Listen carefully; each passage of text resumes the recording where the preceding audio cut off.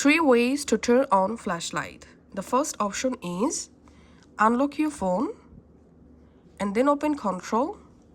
Here tap on this flashlight icon to turn on flashlight, just like so. And that's how we can turn on flashlight. And to turn on flashlight from your lock screen, let's see how to do it. Just long press on your lock screen, verify your phone lock, and you directly jump into your lock screen editor. Here I'm going to removing flashlight, for example. Now just tap on this shortcut option.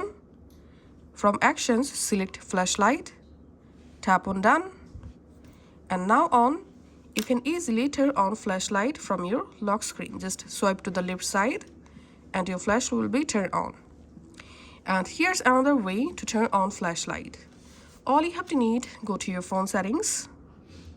In phone settings, scroll down and tap on advanced features. Here tap on side button, tap on double press. Here make sure to turn on double press and then select flashlight. Now on, whenever you want to turn on flashlight, just double press the power button and your flashlight will be turned on, just like so. You can also turn off, again double press the power button, flash will be turned off. That's it.